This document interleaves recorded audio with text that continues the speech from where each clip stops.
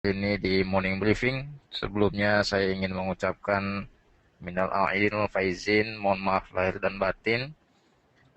Segenap jajaran staf PT Monex Investindo Futures juga mengaturkan seribu maaf kepada seluruh customer dan pendengar yang budiman.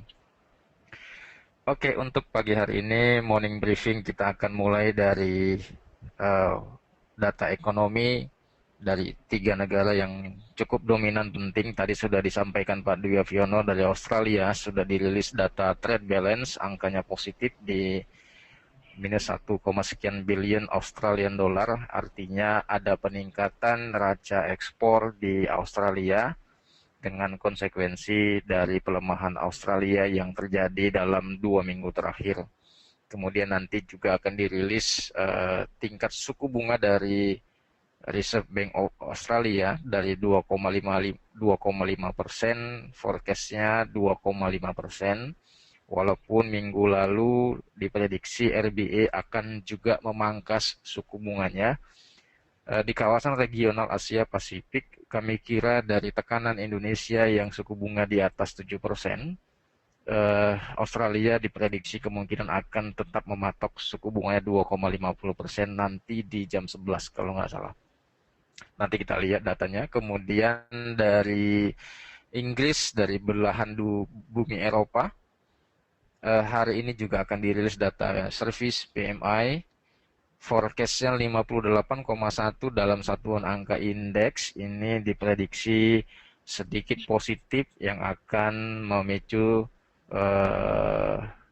opini publik bahwasannya sektor dari manufaktur pembeliannya masih di tingkat stabil di angka kurs pound sterling terhadap US dollar di angka 1,60-an ya saya kira. Kemudian 1,68 ya. Kemudian dari Amerika Serikat juga ada pengimbangan data manufaktur PMI. Setelah nanti dari Eropa, sesi Amerika akan dirilis juga manufacturing PMI-nya dari 56 ke 56,6%, sekitar 1% kenaikannya kurang lebih. 2% ya. Ini juga akan mengimbangi tekanan dari dominasi mata uang Eropa dan Amerika. Kita akan lihat situasi tiga data penting ini. Kemudian besok juga nanti ada data dari beberapa bank sentral yang akan mengumumkan suku bunga termasuk dari Inggris ya, nggak salah. Kita akan lihat dulu dari situasi yang terjadi di Amerika Serikat sesuai dengan briefing pagi pekan lalu. Kita sudah memprediksi penguatan dolar akan berlanjut. Ternyata tertahan di area 81,57. Saat ini di angka 81,30-an. Kami kira ini dalam rentang area ranging di area top ya, di area top di atas 81,02 ya. 81,02 ini berada di kisaran ranging areanya. Dari hemat kami untuk kombinasi data fundamental dan ISM Manufacturing PMI yang akan dirilis nanti malam di sesi Amerika sedikit akan membuat tekanan negatif dolar indeks, namun untuk forecast kedepannya ini masih positif. Oleh karena itu, jika nanti dolar indeks ke level support di 81,05 atau 81,02, ini kesempatan kita untuk buyback di US dollar. Pak Dwi ada komentar tambahan untuk dolar, Pak? Tidak ada kan, nampaknya tetap menunggu terhadap beberapa berita selanjutnya. Kemarin kan minggu lalu, menurut beberapa data dari Biro Analisis juga menyatakan bahwa Amerika Serikat fundamental cukup bagus meskipun unemployment rate terjadi penurunan.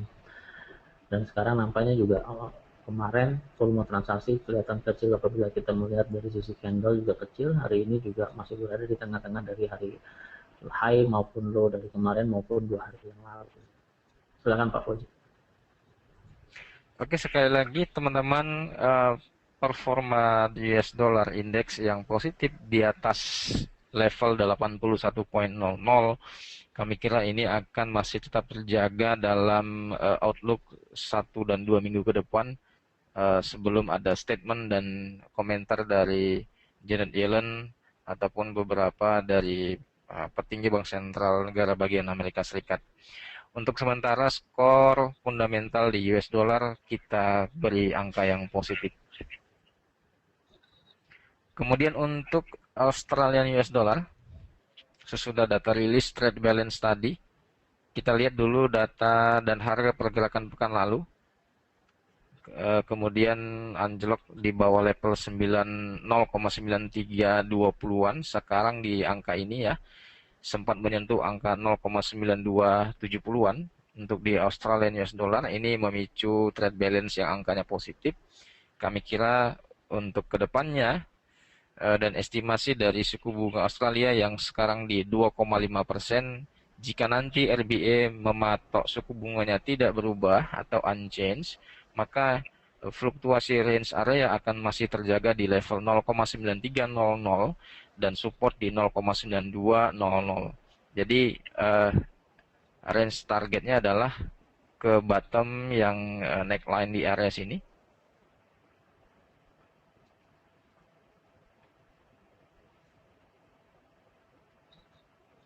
Ya, di area sini untuk target hit jika nanti suku bunga Australia masih dipatok tetap angkanya, namun rentang area harga masih terjaga di kisaran 0,9350-an ya untuk resisten 1 di setengah range area ini. Kemudian untuk penurunan lebih lanjut yang memacu dan mendongkrak ekspor dari Australia, ini akan diestimasikan forecast untuk di Australia 0,9200 ya. Pak Dwi, ada tambahan untuk data Australia barangkali? Oh, tidak ada Pak, tapi ada sedikit pertanyaan sebetulnya. Di kawasan Asia Pasifik, Australia dengan New Zealand dollar itu mempunyai tingkat suku bunga yang relatif lebih tinggi daripada di kawasan Eropa maupun di Inggris. Inggris 0,5%, Eropa 0,15%, Amerika Serikat sendiri di level 0%. Sedangkan Australia 2,5%, New Zealand dollar 3,25%. Apa tanggapan Bapak terhadap hal ini, Pak? Jadi pendapat Bapak seperti apa nih, Pak? Masalahnya adalah jalur sutra dari perdagangan Australia itu melewati wilayah Asia Pasifik ya Pak Dwi. Dari kalau kita lihat dari peta dunia di sini, Australia harus melewati Australia harus melewati wilayah Asia Pasifik termasuk di Indonesia, kemudian wilayah Malaysia, Filipina, Vietnam dan India, kemudian dari Taiwan, Jepang dan China. Ini adalah jalur sutra untuk perdagangan neraca ekspor Australia. Nah, dari kawasan Asia Pasifik regional di sini, saya melihat tekanan suku bunga yang terjadi di Australia, kami kira minimal akan tetap menjaga di level 2,50%, walaupun berindikasi akan menurunkan tingkat suku bunga, dikarenai ECB kemarin memangkas ke level 0,15%. Tapi pengaruh dari neraca perdagangan China, Jepang, dan Indonesia ini akan harus menjadi persaingan ketat tingkat suku bunga dari Australia terkait dari kebijakan tarif dan currency swap ya, di mana eksportir dan importir tentu memiliki deposit dana di beberapa negara tujuan eksportirnya. Jadi saya kira untuk pengaruh dari New Zealand kemudian Australia yang memiliki tingkat suku bunga sekarang di 2,50%, ini dengan kombinasi New Zealand 3,25%, sudut pandang kita harus memperhatikan negara mana yang tergantung dengan negara lain. Contoh saja barangkali Australia, kalaupun dia tidak melakukan ekspor, tidak melakukan transaksi neraca ekonomi internasional, saya kira ini negaranya baik-baik saja tanpa ada pengaruh intervensi dari negara lain. Termasuk New Zealand, negaranya yang subur, makmur, dan penuh dengan sumber daya komoditi pangan, ini juga akan tidak terpengaruh dari kebijakan-kebijakan negara lain yang sifatnya dia adalah mandiri ya. Jadi kategori kelas negaranya ini sudah Commonwealth. Kalau Indonesia ini masih negara berkembang, sedang menuju ke arah maju dengan situasi kondisi politik yang kompleks, kemudian situasi kondisi kebijakan birokrasi serta investasi di Indonesia ini sangat kompleks. Uh, Sungguh akan menjadi situasi yang sulit untuk memposisikan Indonesia cepat bergerak dari negara maju, dari negara berkembang ke negara maju dan negara Commonwealth ya. Jadi Pak Dwi dengan komentar suku bunga Australia 2,5, New Zealand 3,25 ini akan masih tetap terjaga walaupun ada indikasi RBA ini memangkas suku bunga. Namun situasi trade balance sudah cukup bagus di minus 1, sekian billion dengan tingkat nilai tukar terhadap US dollar ini di bawah 0,93. Menurut hemat saya Aussie akan tetap mempertahankan suku bunga di 2,5. Itu aja Pak Dwi. Oke, cukup membantu untuk menjawab beberapa pertanyaan tentang hal itu ya. Silakan Pak Kodi. Baik, sekarang kita fokus akan negara Jepang. Dari pergerakan nilai tukar US dollar terhadap yen kemarin yang sempat menyentuh di level top 101,78 di resisten trendline, melakukan breakout di atas 101,80 dan sempat menyentuh di 103,20-an ya. Sekarang formasinya adalah flag atau format bendera untuk US dollar Japanese yen. Nah, ini adalah pola konfirmasi untuk continuous ditambah breakout di 101,78. Oleh karena itu untuk teman-teman semua rekomendasi kita mengikuti follow the trend by limit di previous breakout 101,80 atau di 102,00 dengan batasan stop loss di bottom line 101,05.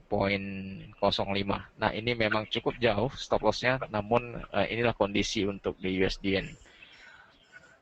Pak Bi ada tambahan? Sudah ada, saya lihat juga decreasing untuk triangle juga terbantahkan dengan breakout terhadap resisten, sehingga saat ini harga masih berada di atas resisten, kecenderungan masih cukup melemahnya yen ya pada sementara ini Pak ya. Ya, nanti kita lihat di satu pekan ini ya, sehingga skenario trading plan kita untuk di US dollar yen ini dalam teritori 101,80 dan 103,50. Ini adalah area yang akan kita jadi patokan seminggu ke depan, sehingga ranging areanya akan berada di wilayah ini saja. Jika nanti market merubah skenario arah di bawah, tidak melewati resisten, bahkan kembali di bawah 101,80-an, kami kira ini skenario menjadi false breakout untuk USDN. Tapi untuk pekan ini dengan rilisan data suku bunga dari Australia kemudian dari Inggris nanti, jika market untuk mata uang US dollar yen masih dalam kisaran rentang wilayah ini, maka estimasi kita untuk yen masih melemah terhadap US dollar. Ini menjadi wilayah yang harus kita jaga ke depannya. Kami kira untuk USD Japanese yen demikian. Kita akan lanjut ke slide berikutnya.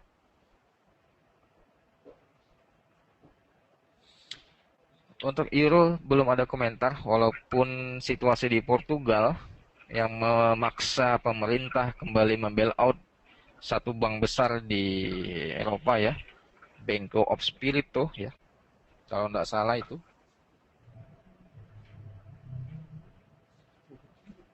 Ya, benar ya Pak ya?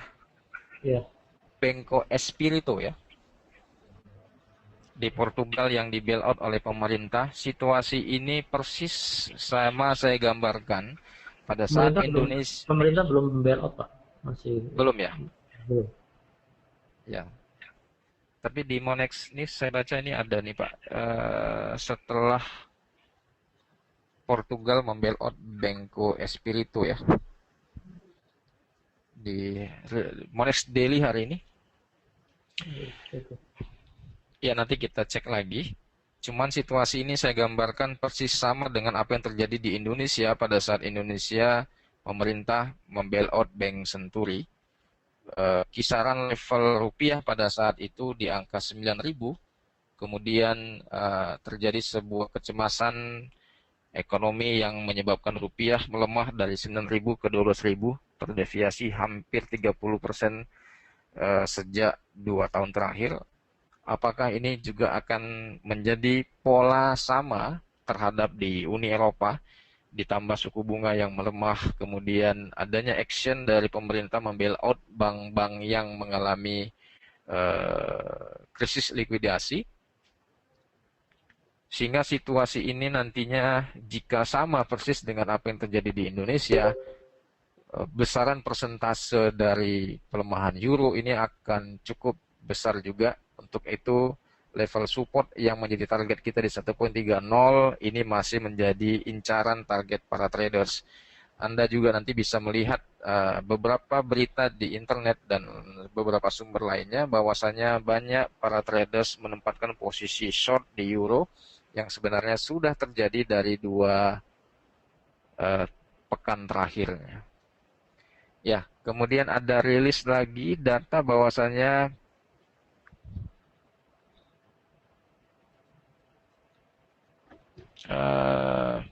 Portugal sudah mengumumkannya di hari Minggu kemarin ya, membailout Bank of Espírito di 5 miliar euro. Oleh karena itu untuk skenario kita di euro nanti lebih detail kita akan lihat di kajian teknikal. Untuk di emas, kami kira situasi market masih dalam teritori triangle walaupun berada di bawah 1.300 dan 1.290. Namun diperhatikan dari formasi candle hari ini harga masih di atas low kemarin. Oleh karena itu dari pattern indikator di time frame daily dan 4 jam, kemudian volume market juga menunjukkan divergensi positif untuk emas. Oleh karena itu bagi teman-teman boleh melakukan spekulasi untuk penempatan posisi buy di emas. Walaupun estimasi dolar masih menguat, namun saya masih memiliki alasan dari kajian teknikal dengan batasan stop loss sebesar 10 dolar troy ounce ya.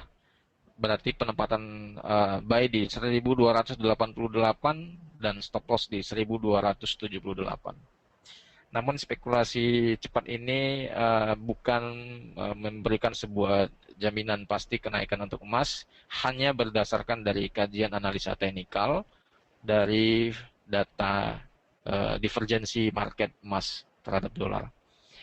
Baik, untuk terakhir, ini ada gambaran dari penurunan indeks saham dari Dow Jones, Nasdaq, DAX dari Eropa, kemudian S&P juga, FTSE juga. Nah, untuk Nikkei dan Hang Seng yang masih dalam teritori positif di atas, ini masih membuat situasi sangat jelas dari apa yang saya jelaskan tadi, dari pertanyaan Pak Dwi dengan komentar suku bunga di New Zealand, Australia, dan wilayah Asia Pasifik. Mengapa saham di kawasan Asia termasuk Indonesia, Jepang, dan Hong Kong ini masih dalam performa yang positif.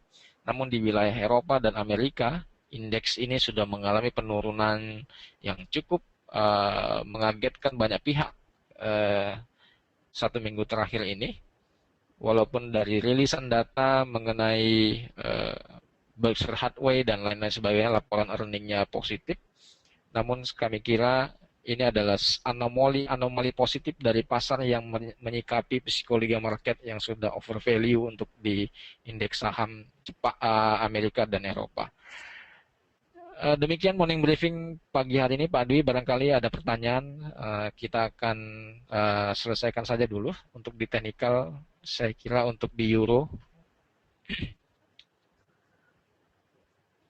tidak ada bantahan lagi untuk performa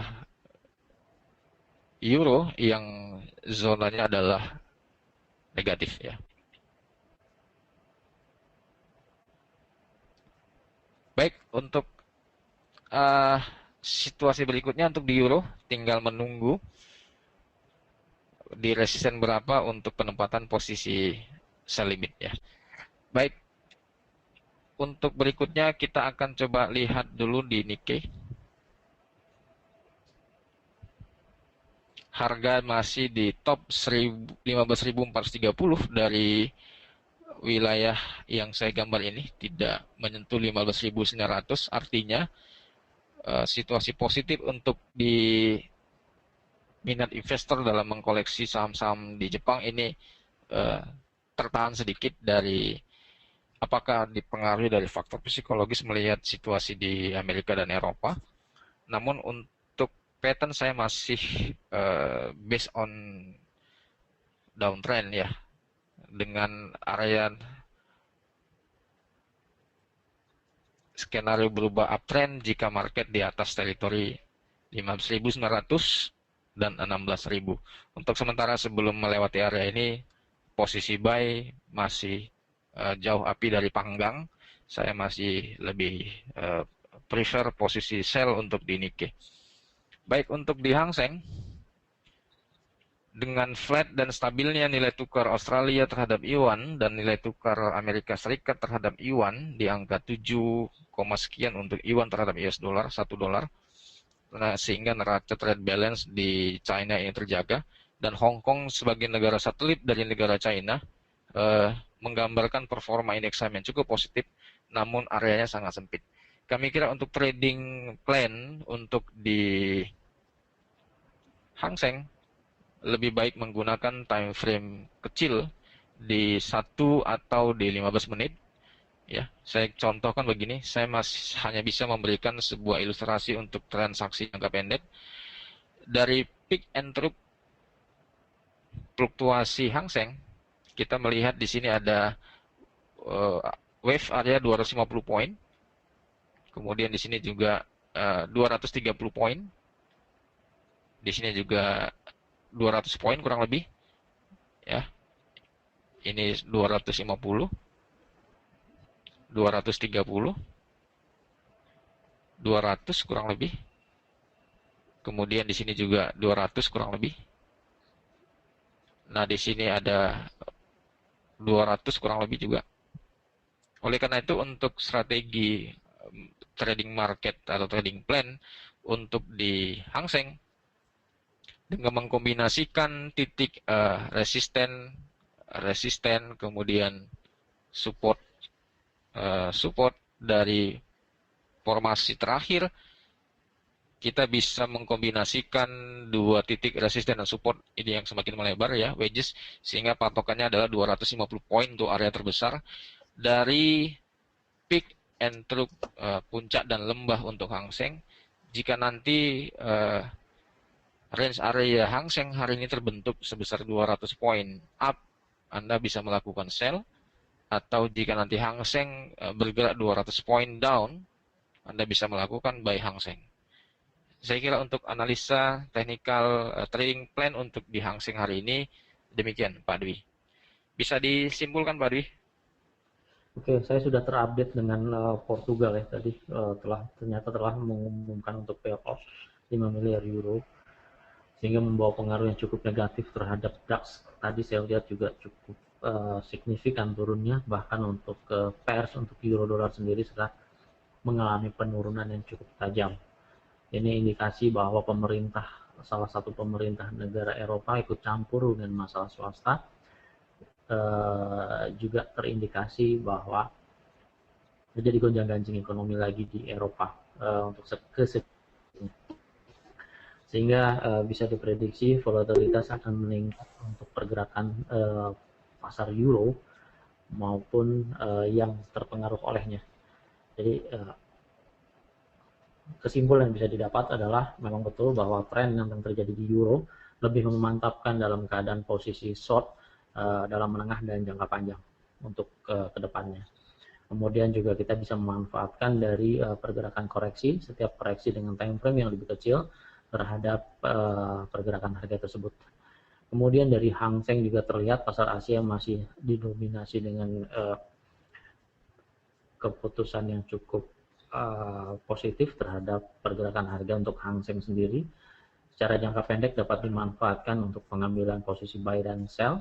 Kemudian di Inggris sendiri, di tengah-tengah positifnya data manufaktur telah terjadi pada manufaktur kemarin cukup positif, sehingga membawa onselling atau terangkat di wilayah koreksi di dalam tren negatif untuk menengah dan jangka panjang. Kemudian kita akan menunggu juga untuk berita hari ini, yaitu berita tentang ISM Non-Manufacturing PMI dari